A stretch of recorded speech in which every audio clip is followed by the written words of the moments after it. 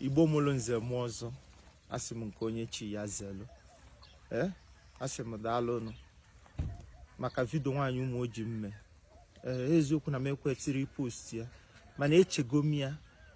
120 times ihe cheki ihe men jibulu moto jebe ụmụ oji mụnwa ji aka m nyata azịna akpọ m driver dị m ka ọ na-egbu m oge ịma na ndị a bụ agadi nwaanyị ka fa bụ ihe nji post oda vidio bụ na o nwero ndị ọzọ ya ekwuchite nwa ọnụ m na-abụla unu nwa maka na ọfa unu nwa bụ ndị fachelu na unu nye m ego maọbụ na-enye m cheki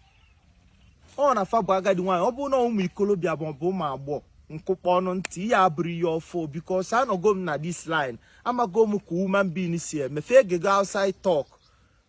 like ụdị ife ame ka esi na ọjazi ọ bụrụ ọjazi afọ ifu nwa ya nwere nsogbu outside talk fa gel bụ ihe chụpụ fa n'aka ka esi fa ịga outside talk mana ihe meji wee chọọ ka nkili ndị nke a bụ na fa bụ agadi nwaanyị and mkpọpụta fa n'akụkụ gwafe ife a oge akọ ya aka njọ enwego doubt fara afụtazi m ka onye na-agwafe eziokwu ịghọtago so onye ọbụla ngwa afafa ya asị obele nwa na-achagharị anya ona edichọ obele nwa na-achagharị anya ona ọ kpọpụtago anyị n'akụkụ ka ọ baala anyị mba ka ekwesị ime ihe anyị na-eme ka o si malụ na iwe na-ewe anyị na mmele ya bụ the best thing mmemme maka amụrụ m ka m esi kọwara ụmụ nwaanyị anụnwa and ọfọtụ m enye mfe ife kalifa kpọrụfa jebe Obi Cubana eme vidio afụ ụnọ afụ 50 ike ka ada esi Obi Cubana uchefa bụ n'ụwa ịghọtago ụdị ife afọ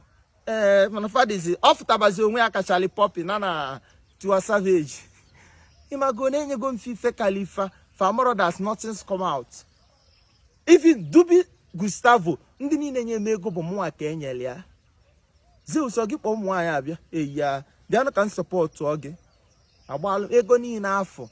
ajọs m jene agwa fa ka fa dị happy achọrọ m ime fa ka fa dị mma nwere ihe elite n'ụwa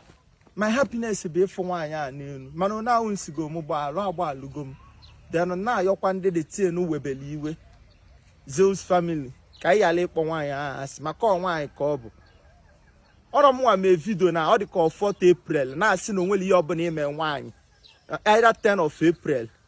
ihe abịabekwa bifo nkwuo email nwaanyị ọ na-echeta n'ụna aka nwaanyị dị n'ụna abụ dị anesho fada amụma eme ife a mana ndị nke a bụ agadi nwaanyị and fanọrọ social media ọ bụ na fano mma agbanụ fa nkịtị na nwere ka m akụkpọ ntị adị m bizi mmechetaziri fe ọzọ n'ụwa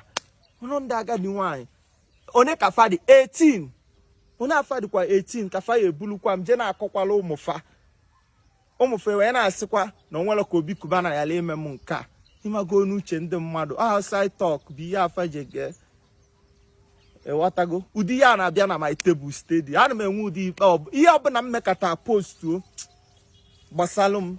adị m eme na social media ka amalụ wee m anọlụ m onwe m mana ihe ọbụla nnọkọta postu you get why agbalụgokwa m